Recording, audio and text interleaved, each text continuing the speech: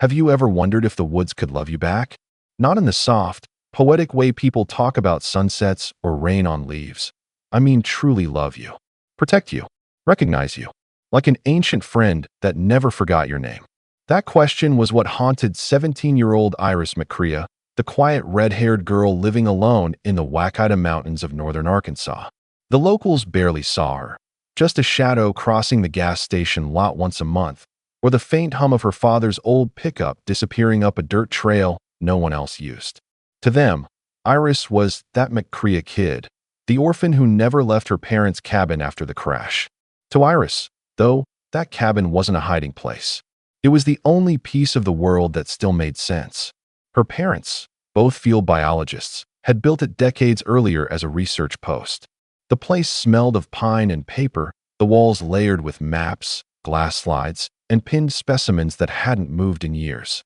A faded photo of them still hung above the hearth.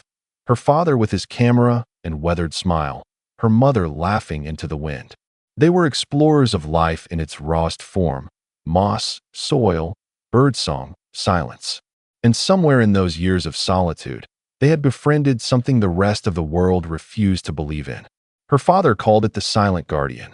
He used to say, "The forest knows who loves it, Iris. It watches back." And when he said that, his voice wasn't joking.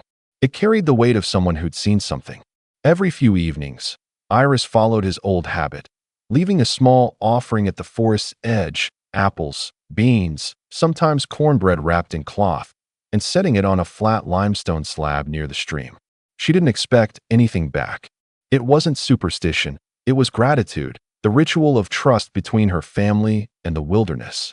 Still, when she came back the next morning and found the food gone, the air around the stone always felt softer, like something unseen had smiled. Inside the cabin, everything had a voice. The porch boards creaked like an old friend greeting her steps. The key chimes by the window, her mother's invention, whispered when wind passed through, each note a memory. And on nights when thunder rolled through the valley, Iris sat by the oil lamp, reading her mother's journal filled with field sketches and faint pencil notes. Tracks again. Bipedal. Non-bear. No fear response. The final entry, written weeks before the plane crash, ended simply, "Not alone." Spring came late that year, and with it, the forest exhaled. The snowmelt bled into rivulets along the cabin's steps, frogs sang from the flooded ditches, and life returned in small, steady rhythms. Iris had learned to survive in that rhythm too. Chopping wood before dawn, canning beans for the months ahead, fixing the leaky roof her father had cursed every spring. Every action, every sound, echoed her parents' presence. But there was also something else, that feeling of being watched. Not stalked, not threatened, but observed with a strange patience.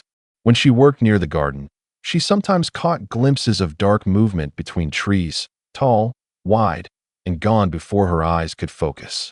The dogs in the valley barked some nights, but she didn't. She felt safe. Always safe. One morning, she followed the deer trail past the clearing, carrying a small basket of apples. The mist hugged her boots as she reached the flat stone by the stream. She placed the offering carefully, brushing away fallen pine needles, and whispered, "For whoever keeps the quiet safe." It was silly, maybe, but her father used to do the same thing. And every time she turned to walk home, the wind always rose in a gentle swell, as if answering. Back inside, Iris thumbed through her father's field notes again. One page marked with dried mud caught her eye, a rough sketch of a handprint, enormous, 5-fingered, slightly smudged. Beneath it, he had written, "They are curious, not cruel." That night, Iris fell asleep with that page still open beside her lamp. Outside, the forest murmured under the breath of the coming storm.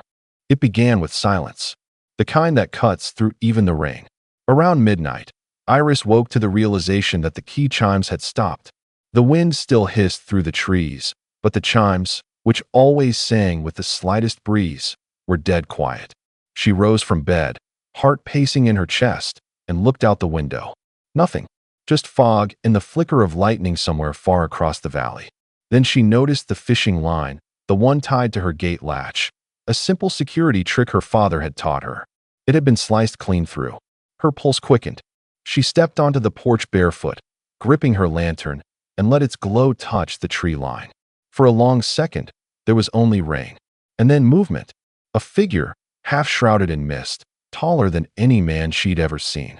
Broad shoulders, fur glistening with water, posture upright, but still. It stood maybe 30 yards away, just beyond the edge of the lamplight, its eyes catching the dim gold like mirrors. Iris froze.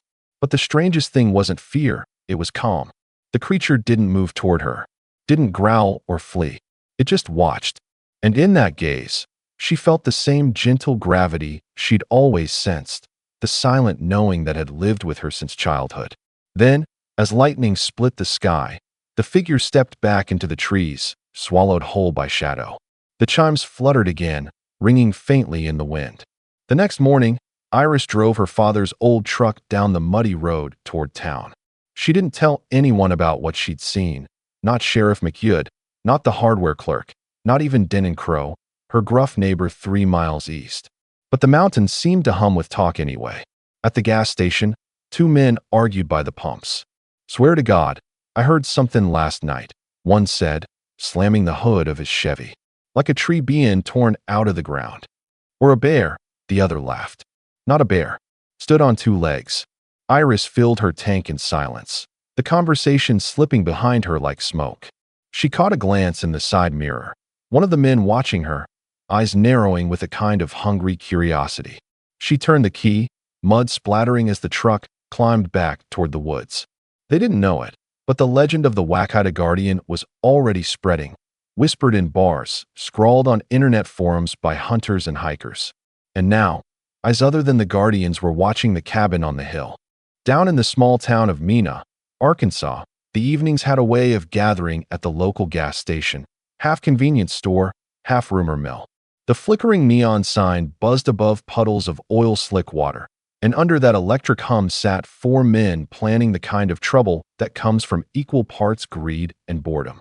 Mlin Cade, 36, scarred jaw, and a mind that never rested, was the one who started the talk. He leaned against the dented cooler, cigarette dangling from his lips, eyes narrowed. "Old McCrea's kids sitting on money," he said, voice low. "Insurance payout. Cabin up there's worth something too. Ain't nobody checking on her." Across from him, Jace Highland, younger and twitchy, shuffled a deck of playing cards he wasn't using. "That girl's weird, Mlin. Folks say she talks to herself. Something about monsters in them woods." Bo Creel, the broad-shouldered one with a half-hearted conscience, spat into a cup. "Monsters don't pay rent, Jace. Quit spooking yourself."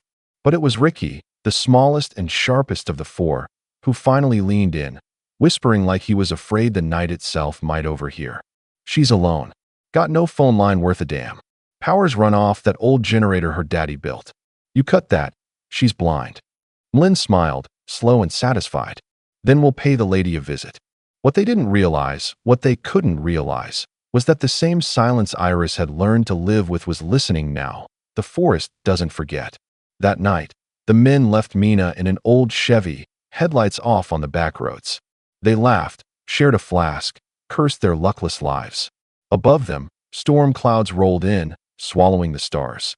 To them, it was just another score. To the forest, it was an invasion.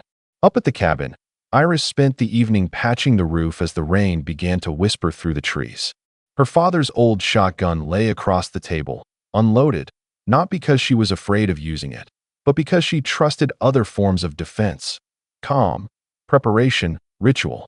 She lit the oil lamp, its glow turning the room to amber, and placed a small bowl of ash near the window, her father's old superstition, a way to reveal what footsteps hide. The ash would scatter easily, marking whoever crossed its line. Outside, the air felt heavier, charged. The forest smelled of wet bark and lightning. She felt it then, that watching presence again, stronger now, not menacing but alert. A subtle shift, like the woods holding their breath. She spoke softly toward the window, barely more than a thought turned into sound. "If you're out there, stay close tonight." At the edge of the trees, something stirred. The faint outline of the Guardian, motionless except for the slow rise and fall of its chest. The shape was unmistakable, massive, upright, silent. When the thunder cracked, Iris's lantern flickered, once, twice, and then the generator sputtered and died. Darkness. She didn't panic. Instead, she reached for the matches, relit the lamp, and whispered, "All right, let's see what kind of night this'll be." The first sound came from the back door, a soft click, then a groan of wood under a boot. Iris's heartbeat didn't race. It slowed, focused. She slipped the knife from her boot and stood near the wall, the lamplight barely touching her face. Voices low, hushed. "Don't touch anything yet," Mlyn hissed. "Look for stairs or a safe, something metal." Jace crept up the steps, his flashlight beam trembling. "This place feels wrong," he muttered. "Like it's watching me." Bo hovered near the window, peering out at the rain. His light caught something outside, a massive handprint pressed into the wet glass. His breath hitched. "Jesus, what is that?" "Keep moving," Mlyn barked, stepping over the threshold. His boots scattered the fine ash Iris had laid down, the footprints forming instantly like ink on paper. From the shadows, Iris's voice cut through the thunder. "You shouldn't be here." Bo spun, gun raised. "Where the hell?" "You're being watched," she said, calm, measured. "Who's watching?" Jace whispered from the stairs. That was when they all heard it.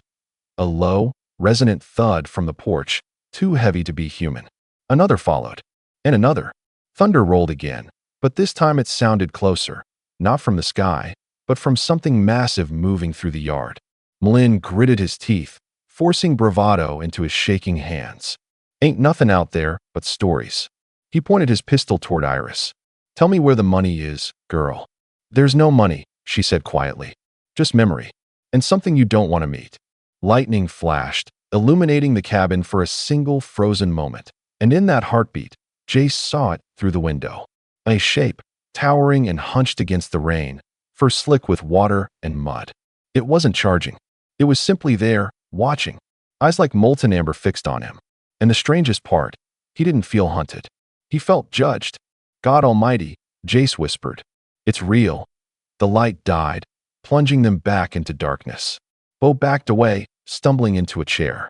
"We need to go, Mlyn. Right now." But Mlyn only snarled. "Ain't leaving empty-handed." The creature shifted outside, the porch boards creaking under its weight. For a breathless second, the only sound was the patter of rain. Then Iris spoke, her voice like steady firelight in the dark. "It won't let you hurt me." Thunder exploded above them. The windows rattled. And then, silence again. A silence so thick it pressed against the skin. Jace swallowed hard. "Mlyn, we're not alone." Mlyn raised his gun, spinning toward the door. "Ain't afraid of no damn folktale." But even as he said it, the wind tore through the broken frame, and with it came a smell of wet earth and something ancient, wild, alive, and utterly beyond their control. Outside, the Guardian waited. Inside, fear began to take root. Rain hammered the roof in hard sheets, leaking through the cracks like sweat from the mountain itself. The oil lamp trembled on the table, throwing light and shadow across the walls. Iris stood near the hearth, the knife still hidden in her boot, her eyes locked on Mlyn. He was pacing now, wild with frustration, waving his pistol in one hand and the flashlight in the other. "You think you can scare me with ghost stories, girl?" he snapped. "You don't know who you're dealing with." But Iris's expression didn't change. "Neither do you," she said softly. Upstairs, Jace froze halfway down the steps. His face was pale, eyes wide. "It's out there, Mlyn. I saw it again. Tall as the doorframe, just standing there." Mlyn barked a short laugh that cracked under its own strain.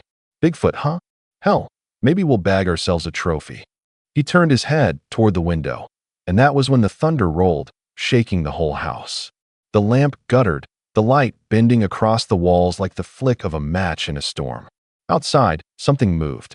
Heavy, deliberate. The porch boards bowed under a weight that wasn't human. Bo's voice quavered. "Mlyn, the door."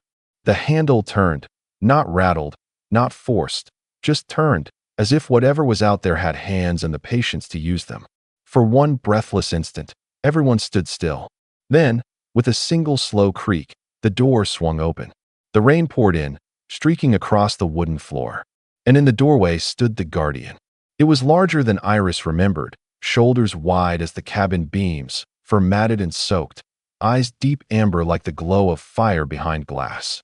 Its face was both human and not. Long features, lined with age, and a beard of coarse hair streaked with gray. It didn't snarl or raise its arms. It simply watched. Mlyn stumbled back a step, pistol trembling. Jesus! The creature's gaze flicked to Iris. Something in it, sorrow, maybe, softened for a moment. Then, as Mlyn lifted his weapon, the expression changed. He fired. The shot cracked the air, deafening. The bullet grazed Iris's shoulder, tearing through her sleeve. She gasped but didn't fall. The Guardian flinched, more from shock than pain, and took a single step forward, towering over them all. Bo dropped his gun. Jace froze, paralyzed between running and screaming. Mlyn fired again, and this time the creature moved, fast, silent, with a strength that made the floor quake. It didn't attack. It simply disarmed him, one enormous hand swiping the gun aside like it was made of straw. The weapon clattered across the floor and skidded under the table. Iris shouted, voice breaking through the chaos. Stop, please. And for some reason, it did. The Guardian paused, turning its head toward her. For a heartbeat, everything hung in perfect stillness. Rain, fear, gunpowder, all suspended in that impossible moment. Then a voice, low, almost a growl, but unmistakably words, rumbled through the air. Harm ends now. Mlyn's knees buckled. The others stared, their disbelief swallowed by terror. The creature stepped back, retreating toward the rain, as if its very presence pained it. And then, just as lightning flashed again, it vanished into the forest. The silence that followed was broken only by Mlyn's ragged breathing. He snatched the lantern, shouting, "You think I'm scared of that thing? I'll burn this place to the ground." He hurled the lamp toward the wall.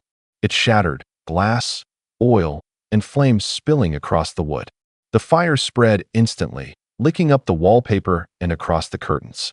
Iris grabbed the nearest cloth, trying to smother the blaze. Her arm throbbed from the bullet wound, but she pushed through it. Jace lunged forward to help, but Mlyn struck him, sending him crashing into the table. Outside, a sharp whistle cut through the storm, a single human sound. Then the side door burst open. Denton Crow, Iris's neighbor, stood there with his rifle, drenched to the bone. "Drop it, Cade," he barked. Mlyn spun toward him, eyes bloodshot. "Back off, old man." In that split second, Iris reached down, grabbed a handful of the ash from the hearth, and threw it straight into Mlyn's eyes. He screamed, clutching his face. The fire roared behind him. "Out!" Denton shouted, grabbing Iris by the arm. They stumbled through the smoke and rain, coughing, half-blind. The cabin crackled and spat flame, painting the storm in gold and orange. Behind them, through the haze, a shadow moved, huge, deliberate. The Guardian had returned. Mlyn staggered outside, firing wildly into the dark. Each shot vanished into thunder. Then something hit him, not claws, not teeth, but an open hand the size of a shovel, slamming him to the mud. He didn't move again. The creature stood over him, rain washing the soot from its fur. For a heartbeat, it looked toward Iris and Denton, then back at the fallen man. It didn't kill him. It simply turned, fading back into the forest like mist being drawn home. Sheriff Ada McHugh arrived minutes later with 2 deputies, headlights cutting through the downpour. Iris sat wrapped in a blanket near the fence, blood drying on her sleeve, eyes hollow with shock. When the sheriff asked what happened, she said only, "We were protected." Ada followed her gaze into the tree line. And there, just for an instant, she thought she saw a shape move among the pines. Something tall, watching, and when the lightning struck again, it was gone. The storm passed by dawn. Smoke rose from the blackened shell of the cabin, curling into the pale light. Deputies combed through the debris, photographing footprints that led from the porch into the woods. Prints far too large, too symmetrical, to be from any bear. Sheriff McHugh found Mlyn alive but broken, lying in the mud beside his bent rifle. It hadn't snapped. It had been folded, as though by hands far stronger than human. Jace was quiet, shaking, muttering over and over, "It saved her. It could have killed us, but it didn't."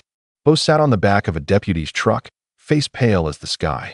He reached into his pocket and pulled out a small locket, Iris's mother's, which he'd stolen from the cabin earlier. He stared at it for a long time before setting it on the ground beside her. "I ain't keeping nothing from that house," he said softly. When the sheriff asked Iris what she saw, she hesitated. Then she pointed toward the woods. My father used to say the forest knows who loves it. I think it remembered. No one spoke after that.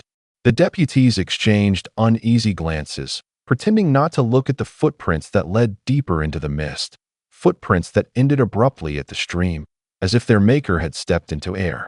When dawn finally stretched its gold fingers across the Wakata Mountains, the air smelled of rain, ash, and renewal. The cabin was mostly gone. Charred beams, cracked stone chimney, the faint skeleton of what once held a life. But Iris McCrea stood there barefoot, bandaged arm tucked against her chest, and somehow, she smiled. Because what mattered had survived. Sheriff Ada McHugh handed her a steaming cup of coffee, standing beside her in silence. The deputies had already left. The bandits were in custody. Mlin Cade, bruised and half-blind from the ash, said little except that something big and human-shaped had knocked him flat.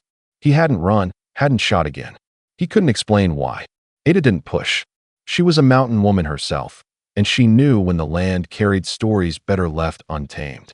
"You're sure you want to stay here?" Ada asked finally, eyes scanning the wreckage. Iris nodded.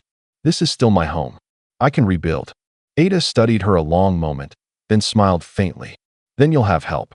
Denton's already brought his tools." From the tree line, the morning fog drifted in soft coils. Somewhere beyond it, birds called, cautious at first, then braver, louder. The mountain was breathing again. By midsummer, the clearing had transformed. Where charred timber once lay, stacks of fresh-cut pine waited to rise. Denton Crow, stoic and slow-moving, worked beside Iris every day, hammering, sawing, teaching. The new cabin took shape, smaller, sturdier, with wide windows that opened to the forest. And as they worked, they weren't alone. Some mornings, they'd find the ground swept clean around the foundation. Other times, stones arranged in circles, or small piles of moss left near the porch. Never threatening, always careful, like silent thank yous from something watching over them. "Could be raccoons," Denton muttered one day, though even he didn't believe it. Iris just smiled. "Or neighbors." When Sheriff Ada visited with supplies, she noticed the same thing. "Those prints," she said quietly, pointing to a line of impressions at the forest edge. "Too wide for any man." Iris turned, eyes soft but sure. "He's still out there. Do you think it'll come back?" He never left. By late August, the Valley kids started visiting. Some were locals, others from the nearby Veterans Center where Ada volunteered. They came to learn woodcraft, plant small gardens, paint on the wide porch. Iris called it the McCrea Nature Recovery Program, a name that made Denton roll his eyes but secretly beam with pride. The program wasn't about money. It was about mending, soil, souls, silence. The forest became their classroom, and Iris their gentle teacher. She taught them to read tracks, to listen to wind in the trees, to find calm where the world forgot to look. And always, as the children laughed under the tall oaks, the woods seemed to hum with something unseen, approval, perhaps. Autumn arrived like a sigh, crisp mornings, crimson leaves, and the scent of pine smoke curling from the rebuilt chimney. One chilly afternoon, Iris rummaged through her mother's old trunk, salvaged from the crash years ago. Inside, wrapped in wax paper, she found a roll of undeveloped film dated 1982. Curiosity tugged at her. She took it down to Mina, to the one-hour photo shop that still used ancient machines. The clerk, a teenager with headphones, handed her the prints the next day. Most were blurry images of ferns, trees, and fieldwork. But one stopped her cold. In the far background of a misty shot stood a figure, enormous, upright, half hidden by fog. Its head turned slightly toward the camera. The distance was too great for clarity, but the outline was unmistakable, shoulders broad, legs long, face turned in quiet awareness. Her mother had seen it too. That night, Iris placed the photo in a wooden frame beside her parents' picture. Not proof, but a bridge, a reminder that faith in what we cannot name is its own kind of truth. 2 weeks later, Denton Crow didn't show up for work. Ada found him at home, peacefully gone in his sleep, a half-carved walking stick still by his hand. When they went to gather his things, Iris noticed something outside his window, a bundle of foxtail grass, tied with vines, laid neatly beside a single handprint pressed into the soft earth. A tribute, a farewell. Iris knelt, tracing the edges of that print with her fingertips, tears falling silently. The forest had remembered him too. When spring returned, the valley burst into green again, wildflowers crowding the paths, the stream running high, the new cabin alive with light. The children came back, their laughter scattering through the trees like birdsong. One morning, Iris walked to the stone by the stream, the same place she'd left offerings all those years. She set down a small loaf of bread and whispered, "Thank you." Then she turned to leave. Behind her, the forest stirred. She didn't look back, but she knew. A second set of footprints appeared beside hers, deep and deliberate, pressed into the wet soil. The prints followed her path to the cabin door and stopped there. From then on, Iris never felt alone. When storms came, the wind shifted just before the worst gusts hit, as if guided. When she fell ill one winter night, the fire rekindled itself, a spark catching from embers she swore had died hours earlier. And whenever she spoke softly into the dark, "I hope you're still here," the chimes on her porch answered. The legend of the Wakita Guardian spread far beyond Mina. Journalists came, skeptics came, camera crews came, but Iris never offered proof. Only peace. She told them, "It's not about monsters. It's about kindness that doesn't need to be seen." Years passed. The cabin became a sanctuary, a place where stories outlived the people who carried them. Veterans carved benches in Denton's honor. Children painted murals of forests filled with quiet giants. Sheriff Ada retired, but she still visited every spring, bringing seeds and memories. And somewhere beyond the human noise of the valley, something vast kept its watch. The prints appeared less often, fading like old ink, but the feeling remained, that steady pulse of protection. In the final scene, Iris sits on her porch at dusk, sketchbook in her lap. She draws not what she sees, but what she feels, the curve of a massive shoulder, the calm of eyes older than time, the silent vow that some guardians never leave. She whispers into the falling dark, "The forest knows who loves it." And from far beyond the treeline, the wind answers, soft, low, almost human. The chimes sing again. They say that in the oldest parts of the Wakita Range, where no trail dares to linger, the trees whisper differently.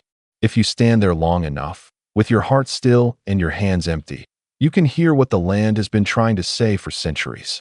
It doesn't speak in words. It speaks in echoes, the creak of pine, the sigh of wind through moss, the rhythm of raindrops falling like prayer beads. It says that everything living is bound by threads unseen, and that kindness, the quiet kind, the unrecorded kind, ripples further than sound or sight.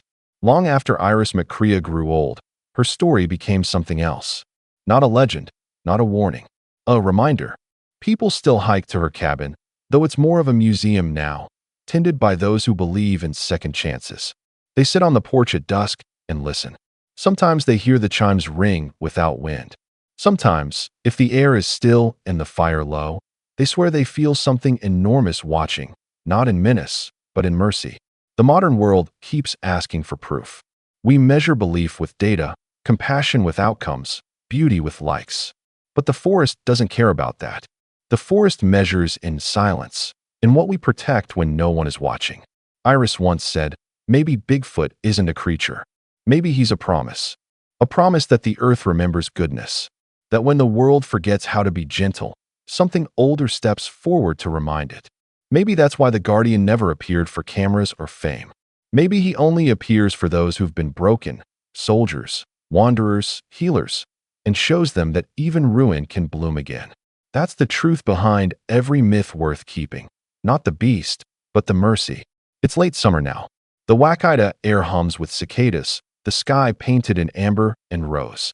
A young ranger, new to the post, not yet hardened by city cynicism, locks the museum cabin for the night. As she turns to leave, she notices something in the mud beside the steps. A footprint. Huge, clear, fresh. Her flashlight trembles. She looks toward the treeline, nothing but fog and moonlight. But then, from the dark, a low rustle. A shadow moves, not threatening, just passing. And for a moment, she swears she hears the faintest sound of chimes. The ranger doesn't run. She just stands there, smiling through tears she can't explain. Then she whispers, softly, "Thank you for still watching." When she leaves, the forest grows quiet again. But if you were to listen, really listen, you might hear it too. That slow, steady heartbeat of the land, promising once more that no kindness, no courage, no love is ever truly lost. If you've stayed with us until this moment, thank you. Stories like this one remind us that even in the darkest woods, kindness leaves a light. If it moved you, even a little, then let's keep that light alive together. Take a second, drop a comment below, and tell us what you believe that you think the Guardian was real, or maybe he's still out there, waiting for those who listen. Hit that like button if this story touched your heart. Share it with someone who still believes in wonder. And if you haven't already, subscribe to our channel so you'll never miss the next true legend from the American wild. We're building a community here, not of believers or skeptics, but of story keepers, people who still see beauty in the silence between words. Your voice, your thoughts, your time, they matter more than you know. Until next time, stay curious, stay kind, and remember, the forest still remembers you. Thank you for watching. See you in the next story.